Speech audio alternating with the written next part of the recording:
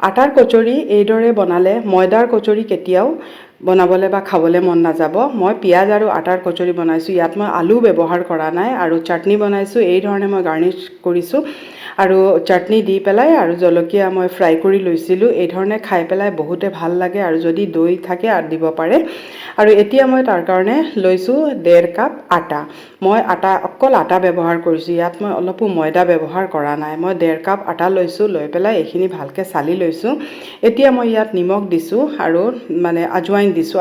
আজৱাইনটো দিলে মানে ডাইজেশ্যনৰ কাৰণে ভাল হয়, কাৰণ যিহেতু তেলত ভাজিম। আৰু ইয়াত মই তেল দিম, অকল তেল নিদিওঁ, তেলটো দিম অলপ ক্ৰিস্পি হ'বৰ কাৰণে আৰু খাস্তা হ'বৰ কাৰণে মই গৰু ঘিউ দিম। মই গৰু ঘিউ ব্যৱহাৰ কৰিছোঁ অলপ, এচামুচকৈ অলপ বেছি ব্যৱহাৰ কৰিছোঁ। আৰু দুয়োটা দিলে মানে খুব বেছি ভাল হয়, মানে খুব ধুনীয়া খাস্তা হয়। মানে গমেই নাপাব যে এইটো মানে আটাৰ হয় বুলি, ইমানে ধুনীয়া হয়। কিন্তু প্ৰথমতে খুব ভালকৈ ময়ন দি ল'ব লাগিব।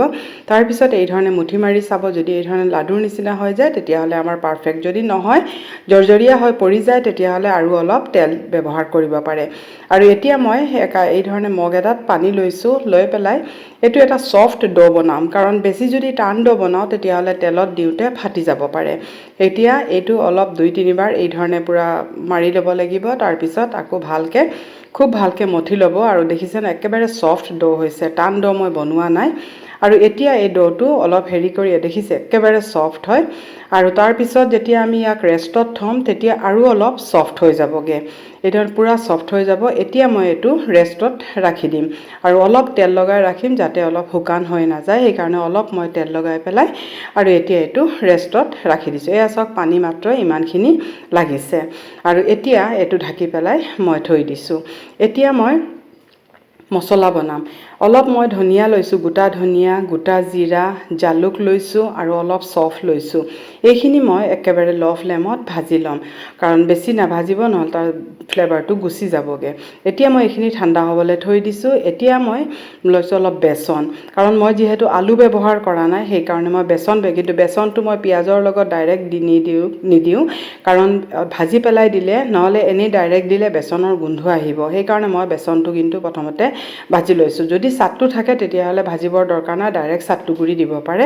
মই বেচনটো আগতীয়াকৈ ভাজি লৈছোঁ। এতিয়া যিটো মই মছলা বনাইছিলোঁ, মছলাটো মই খুব ভালকৈ মানে অলপ ৰাফলি মানে কৰি ল'ম। মই একেবাৰে পাউডাৰ নবনাওঁ, অলপ ৰাফলি, দেখিছে নহয়, অলপ গোটাই নিচিনা হৈ আছে। মছলাটো বনাই ল'লোঁ। এতিয়া মই ষ্টাফিংটো বনাওঁ। এতিয়া মই মিঠাতেল ব্যৱহাৰ কৰিছোঁ। ইয়াত আপোনালোকৰ পচন্দৰ যিকোনো তেল কিন্তু হিংটো দিব। ইয়াত মই আধা চামুচ হিং দিছোঁ। হিংটো দিলেহে ফ্লেভাৰটো খুব ভাল হয়। আৰু লগতে কেঁচা জলকীয়া কেইটামান দি দিছোঁ। ইয়াত তেলতে মানে মছলাটো দিব লাগে, মই পাহৰি গৈছিলোঁ। মই প্ৰথমতে পিঁয়াজ দি দিলোঁ, কোনো কথা নাই, কাৰণ মছলাটো আমাৰ অলৰেডি ভজাই আছে। সেইকাৰণে অলপ ছাইড কৰি পেলাই মই আকৌ মছলাটো ইয়াতে দি দিছোঁ। এতিয়া দি পেলাই, কাৰণ মছলাটো কেঁচা থাকিলে কিন্তু একেবাৰে তেলতহে দিব লাগিব, কাৰণ আমাৰ মছলা ভজা আছিলে, সেইকাৰণে ইয়াত কোনো প্ৰব্লেম নহয়। আৰু এতিয়া এইখিনি দি পেলাই খুব ভালকৈ অলপ দেৰি মই লৰাই দিম। মানে অলপ যেতিয়া হ'ব, তেতিয়াই মই ইয়াত নিমখ দি দিছোঁ। তেতিয়া পিঁয়াজটো সোনকালে কোমল হৈ যাবগৈ। আৰু এই ধৰণে মই লৰাই থাকিম, কাৰণ এৰি দিলে হয়তো জ্বলি যাব পাৰে। এই ধৰণে লৰাই, এতিয়া দেখিছে নহয় পিঁয়াজৰ কালাৰটো পূৰা চেঞ্জ হৈ গৈছে। এই সময়তে মই আদা নহৰুৰ পেষ্ট, জলকীয়াৰ পেষ্ট, অলপ হালধি গুড়ি আৰু মই একো মছলা ব্যৱহাৰ নকৰোঁ, কাৰণ যিহেতু আমি গোটা মছলা ব্যৱহাৰ কৰিছোঁৱেই। এতিয়া এইখিনি আকৌ মই ভালকৈ লৰাই ল'ম, যাতে মছলাখিনিৰ আদা নহৰুৰ কেঁচা গোন্ধটো অলপ গুচি যায়গৈ। তেতিয়ালৈকে মই এই ভজা বেচনখিনি ইয়াত দি দিম। ভজা বেচনে দুটা কাম কৰে, এটা বাইণ্ডিঙৰ কাম কৰিব আৰু 2 নম্বৰ যে পিঁয়াজৰ যিখিনি মানে মইষ্ট আছে এইখিনি শুকাই দিব। পিঁয়াজৰ পানীখিনি মানে এবজৰ্ব কৰি লয় বেচনখিনি। সেইকাৰণে মই বেচন ব্যৱহাৰ কৰিছোঁ। আৰু এতিয়া এইখিনি আকৌ অলপ দেৰি মই লৰাই ল'ম, আৰু যিহেতু ভজা বেচন, সেইকাৰণে বেছি ইমান দৰকাৰ নাই ইমান দেৰি ভাজি থাকিবলৈ। খালি জাষ্ট মানে গোটেই পিঁয়াজৰ মানে পানীখিনি যে যিমান দেৰি এবজৰ্ব কৰি লয়, যেতিয়া অলপ তলত লাগি ধৰিব, সেই সময়তে মই নমাই দিম। এতিয়া এইখিনি আমাৰ ৰেডি হৈ গ'ল। গেছটো বন্ধ কৰি দিলোঁ। এতিয়া মই এইখিনি নমাই দিছোঁ। এতিয়া অলপ ঠাণ্ডা হ'বলৈ দিম, কাৰণ হাতেৰে এতিয়া ধৰিব নোৱাৰিম। আৰু এতিয়া মই তাৰ কাৰণে এটা চাটনি বনাম। মই লৈছোঁ নৰসিংহৰ পাত, কুমলীয়া নৰসিংহৰ পাত আৰু কুমলীয়া মান ধনিয়াৰ পাত লৈছোঁ। কাৰণ নৰসিংহৰ পাত কাঢ়াটো দিলে চাটনিটো অলপ মানে কিবা এটা কেহা টেষ্ট এটা আহে। সেইকাৰণে মই একেবাৰে কুমলীয়া নৰসিংহৰ পাত লৈছোঁ, কেঁচা জলকীয়া দিছোঁ, আদা নহৰুৰ পেষ্ট দিছোঁ, গোটা জিৰা দিছোঁ আৰু অলপ নিমখ দিছোঁ। দি পেলাই এইখিনি মই অলপ পানী দিলোঁ দেই। এইখিনি পানী দি পেলাই মই ভালকৈ ফাইন পেষ্ট কৰি ল'লোঁ। এতিয়া এইখিনি অলপ ঠাণ্ডা হৈ গ'লগৈ আমাৰ যিটো ষ্টাফিং আছে। এতিয়া মই সৰু সৰুকৈ লাডু বনাই ল'ম। এই ধৰণে এটা লাডু বনাই ল'ব আৰু বনাই বাৰু আৰু এইখিনি দেখিছে নহয় বাইণ্ডিংটো ইমান ধুনীয়া হৈছে। যদি আলু নাখায় কোনোবাই তেতিয়াহ'লে এই ধৰণে বনাব পাৰে, আৰু যদি বেচন দিব নিবিচাৰে তেতিয়াহ'লে বইল আলু দিব পাৰে। তেতিয়ালৈকে এইখিনি আমাৰ পূৰা ৰেষ্ট হৈ গ'লগৈ। ইমান দেৰি আমি এইখিনি বনালোঁ যে এইখিনি ৰেষ্ট হৈ গ'ল আৰু চাওকচোন আৰু কোমল হৈ গ'ল। এতিয়া মই আকৌ এইখিনি খুব ভালকৈ মঠি ল'ম, কাৰণ ৰেষ্টৰ পিছত আৰু অলপ ভালকৈ মঠি ল'ব। এই ধৰণে মই লাডু লৈ ল'ম। যিমান ডাঙৰ, মই অলপ সৰু সৰুকৈ বনাইছোঁ আৰু ইমান ডাঙৰ লাডুটো হৈ যাব। এইকেইটাই হৈছে 1.5 কাপ আটাৰে। আৰু এতিয়া মই এইখিনি হেৰি কৰিম এই ধৰণে হাতেৰে। মই আজি অকল হাতেৰেই হেৰি কৰিম, বেলনা ব্যৱহাৰ নকৰোঁৱেই। আৰু এতিয়া এইখিনি এই ধৰণে কৰি পেলাই আৰু যাতে অলপো মানে ফুটা হৈ নাথাকে, অলপ এই ধৰণে হেৰি কৰি আৰু এই ধৰণে অলপ গোল কৰি ল'ব। তাৰপিছত ওপৰৰ যিটো আছে এইটো এই ধৰণে হেৰি কৰি ল'ব। তাৰপিছত লাহে লাহে এই ধৰণে হেৰি কৰি প্ৰথমে লাহে লাহে প্ৰেছ কৰিব, তাৰপিছত হাতেৰে এই ধৰণে প্ৰেছ কৰি দিব। একেবাৰে পাতল কৰি দিব, তেতিয়া মানে ধুনীয়াকৈ ফুলে। বেছি ডাঠ হৈ গ'লে কিন্তু খাবলৈ ভাল নালাগিব। এয়া চাওক মই একেবাৰে পাতল কৰি লৈছোঁ। আৰু এতিয়া মই প্ৰথমতে 3টা বনাই লৈছোঁ।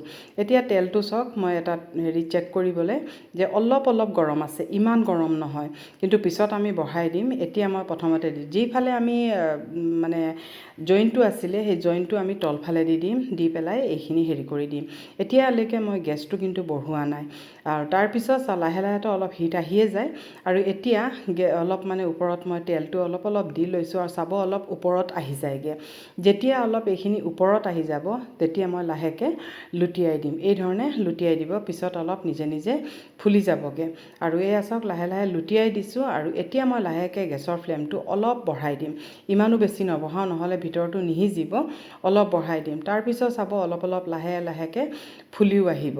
আৰু এতিয়া এইখিনি চাওকচোন ইমান ধুনীয়াকৈ ফুলি গৈছে। আৰু এতিয়া মই কালাৰৰ কাৰণে আৰু অলপ গেছটো বঢ়াই দিলোঁ, তেতিয়া ধুনীয়াকৈ ইলুটি কৰি দিছোঁ আৰু ধুনীয়াকৈ কালাৰটো হৈ গৈছে। এতিয়া মই গেছৰ ফ্লেমটো একেবাৰে ল' কৰি থৈ দিছোঁ। আৰু এতিয়া এইখিনি মই নমাই দিছোঁ। দেখিছে নহয় ইমানে ধুনীয়া হৈছে, ফুলি গৈছে।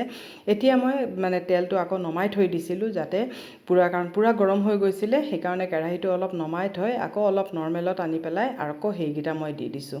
এয়া চাওক এইকেইটা দিওঁতে ইমান ধুনীয়াকৈ ফুলি গৈছেগৈ। এইকেইটা পূৰা ধুনীয়াকৈ নেক্সটকেইটা আকৌ ফুলিছে।